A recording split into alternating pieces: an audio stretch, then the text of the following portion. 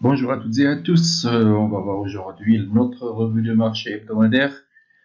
Comme promis sur Ishimoku Academy avec vos qualis, comme toujours. Alors, on va commencer par le DXY. On avait, bon, ça vous l'avez pas vu sur YouTube, on avait parlé sur ATPF Trading que, voilà, il y avait deux zones d'achat assez importantes. Bon, ça va, le dollar remonte. Et après, donc, là, il passe au-dessus de Tenkan, donc on ira sûrement ici. Mais il faudra passer d'abord le span 1 futur. Et puis on ira au Gizonsen, qui est cette zone-là. Ça va, ça monte, c'est bien, jusqu'au FOMC. On va voir mercredi si les taux vont encore les aider, mais je suis persuadé que s'il y a relèvement des taux, le dollar va s'envoler pour saluer cette hausse des taux. Mais Trump va parler pour dire ah, le dollar, je ne veux pas un dollar trop cher, et donc ça va encore nous mener dans le range. Le NFP a été bon, mais dans le rapport, plus dans les détails du rapport, c'était pas bon du tout parce que il n'y a pas de hausse des salaires. Donc voilà, on continuera à jouer sur les seuils clés, mais je suis persuadé que on aura une vague inverse de celle-là qui fera de la hausse au moins jusqu'à 100. Et voilà pourquoi, parce que ça est en train de construire une vague S. Si vous vous souvenez, on en avait parlé dans le CAC et ça l'a fait. Donc voilà, c'est une vague S qui commence à donner une vague ici. Le nombre de bougies où il y a eu la baisse passera à la hausse. Donc peut-être là, mais moi je vois ça comme objectif premier à moyen long terme. Donc le dollar, on le verra en hausse les semaines à venir. Donc à peu près environ 36 semaines de hausse. Et ce n'est pas négligeable du tout. Ce qui est très important à noter, c'est qu'il peut maintenant passer au-dessus de ça parce que on a une vague Y ici dont l'objectif est vraiment très haut. Regardez si vous reportez ça là. Eh bien, ça fera une très belle hausse, mais ça, c'est du très long terme. On verra le daily. Qu'est-ce que ça nous donne? Eh bien, ce n'est pas tellement entier. Donc, on peut retourner là, d'abord. Si on passe ça, c'est qu'on fera la vague N ici. On aura encore en haut. Et si on le fait pas, bon, je pense qu'on arrivera ici déjà avant d'envisager un retour ou pas. Et sinon, moi, j'ai la conviction, et dans les Shimoku lié, que ça va encore remonter là-haut. Si on a des petits retracements, on retourne ici ou là, ben, ce sont des occasions d'achat. Après, là, si ça casse par là, et ben, ça veut dire que Trump n'a pas réussi à passer ses plans, que voilà, c'est une catastrophe si on passe par là vers le bas, bien que la tendance ne va pas changer, même si on passe en dessous de ça. Les vagues sont toujours bonnes selon les Shimoku. La vague haussière qu'on avait ici est toujours valide, donc même si on va jusque là. Donc jusqu'ici, la tendance reste haussière. Donc voilà pour le DXY. Voyons un peu à court terme parce que la semaine dernière, on a donné des scénarios, mais ce sont des scénarios long terme. Oui, pas sur YouTube, c'est sur ATPF que j'ai donné ça. Donc voilà. Alors là, c'est aussi, donc on peut arriver ici, c'est c'est presque acquis. Donc, si on a un retracement ici, c'est pour acheter encore, pour aller plus haut. Ce niveau-là, bon, il peut faire un petit reflux, mais pas un très grand reflux. Voilà ce que je pense. Par contre, si on casse par là, comme on a dit, ce n'est pas bon du tout. Ce que je veux montrer surtout, j'avais oublié de le mentionner, c'est que le dollar, malgré tout, est très synchronisé. Les timings d'achat sont bons et les timings de vente sont bons. Donc, il est très bien regardé vis-en-visu, et là, vis-en-visu. Donc, hausse ici, c'est très acheteur à mon avis. Donc, après, il n'y a plus rien à dire à propos du dollar. Il est haussier, achat sur repli, point barre. Donc, on retourne donc regarder l'euro USD. L'euro USD et voilà, moi je pense que voilà, le cassure de Tenkan, retracement, on ira qui joue, on ira en nuage. C'est voilà, regardez, il est très synchronisé lui aussi, comme le dollar.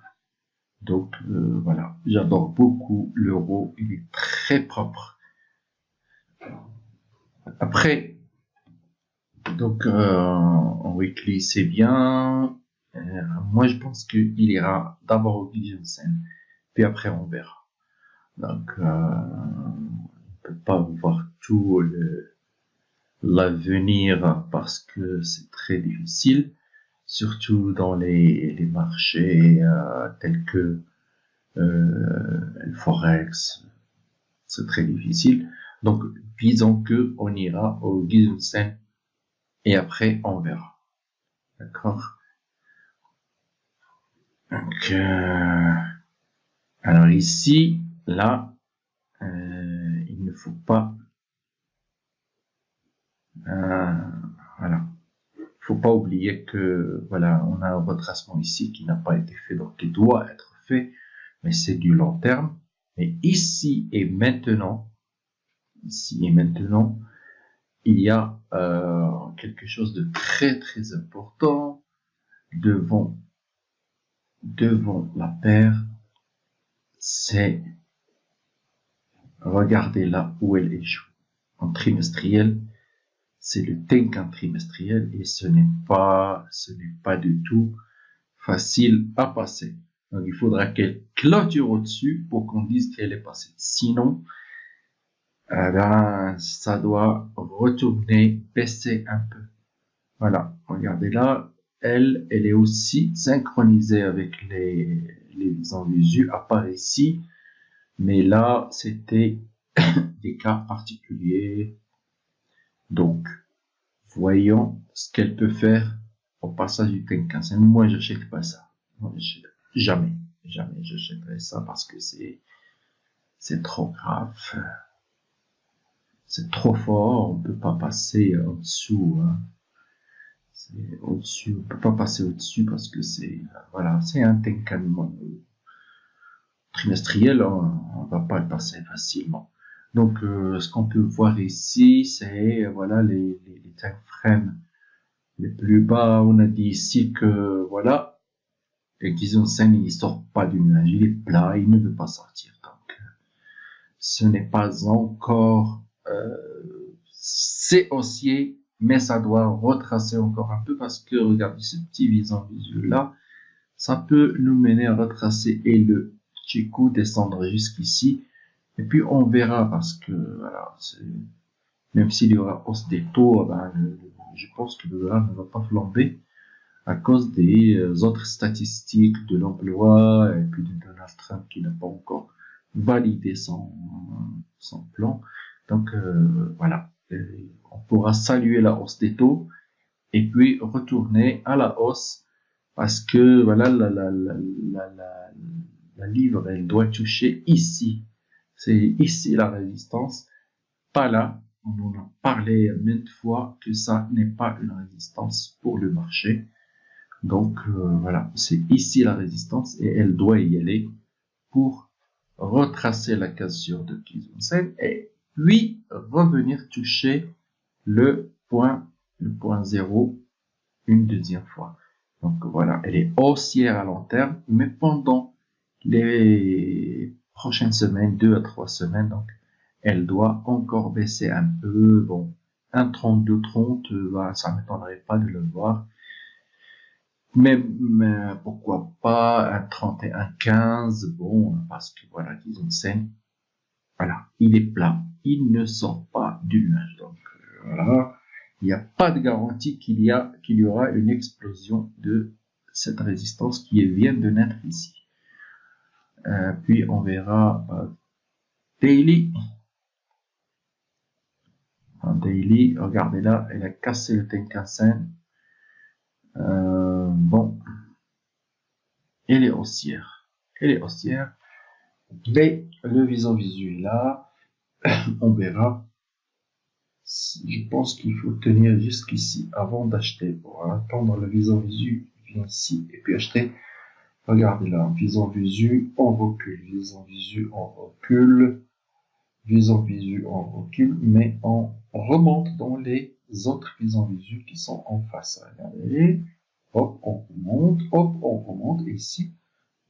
Donc c'est là qu'on pourrait remonter si elle ne casse pas ce niveau-là. C'est que donc, voilà, moi je l'attends ici. S'il faut acheter, il faut l'attendre ici. Et puis après, on verra ce qui peut se passer. Alors, pas d'achat pour le moment, mais un short est possible jusqu'ici. Après, on verra le H4. Alors, H4, j'ai mis ici le multiframe et regardez-le. Cassure de Tenkan H4, retracement, puis on baisse. Maintenant, on passe sous le Kizunsen. On doit aller le visiter. Le Kizunsen Daily. Même si elle est haussière. Voilà, il y a un retracement. Les achats ne se font pas maintenant. On doit vendre pendant un certain moment. En attendant, regardez le visu qui se prépare là encore. Donc, si elle vient là, c'est pour la revendre encore. Pour aller à Kizunsen. Et puis après, on va voir. Donc, on agira à court terme parce que là, le fin de l'année, et puis il y a la décision des taux de la Fed, donc voilà, on ira pas à pas avec la paire. Elle est haussière à long terme, baissière maintenant. Donc voilà, ceux qui ont lu mes livres, ben, ils savent trader tout ça, donc voilà, ce n'est pas la mer à boire. Après, regardons notre SP500. On a dit qu'il était haussier la dernière fois. Bon, il continue à être haussier. Voilà, on avait parlé sur ATPF qu'il y aurait, quand on était là, qu'il y aurait cet objectif, puis celui-là. Bon, moi, je considère que c'est touché ici. Donc, il reste un autre objectif qui est là.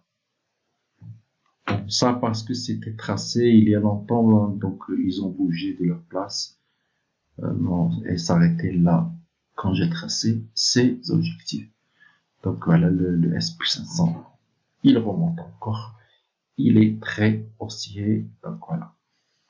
Après, à court terme, même en H4, regardez-le, il est haussier. Donc tous les replis vers 1633 sont à acheter pour viser l'objectif de la vague N. Maintenant, avant on visait l'objectif de la vague V et puis de la vague N. Maintenant, pardon, on a une vague N qui est là. Regardez, le plus bas il est là. Donc, on va viser un peu ici, puis 2710. C'est haussier. Voyons encore le DAX. Comment ça marche? Bon, je ne l'ai. Si, je l'ai. Donc, voilà. Alors, regardez le DAX. Il est en train de nous faire une vague S ici, donc ça remonte jusque là. Bon, c'est presque acquis. Regardez la cassure de Kizunsen, 0, 1 et 2, donc la troisième sera sûrement la bonne. Il est haussier le DAX, donc voilà. Et s'il passe par là, eh bien, on en a parlé la dernière fois. L'objectif, c'est de reporter toute cette hauteur ici. Donc, c'est 14 000 pour la hausse. Après, si on ne remonte pas ici, quand on reviendra là, il n'y a qu'un seul point d'achat qui est là. 12 114 et compagnie. Quand je dis ici, ben, c'est une très grande zone normalement. Hein. Normalement, les stops doivent être presque ici pour acheter là, mais le ratio est vraiment très très important pour aller jusqu'à 14 000. C'est très intéressant comme ratio. Puis le CAC 40, on a dit qu'il était aussi la dernière fois. Je pense qu'il continue, regardez-le, c'est les mêmes grimaces que les autres. Hein. Vague N, donc on ira ici encore à la hausse. Si ça ne remonte pas, c'est ici qu'on pourra acheter encore. Donc si on a une cassure par le bas, bon, moi je pense pas qu'il y aura cette cassure. Mais si on l'a, on sait jamais, on n'est jamais à 100% sûr. Donc voilà, c'est le point d'achat. Et ici encore, on va revenir à 5050 comme c'était le cas avant l'été. Donc après, si on a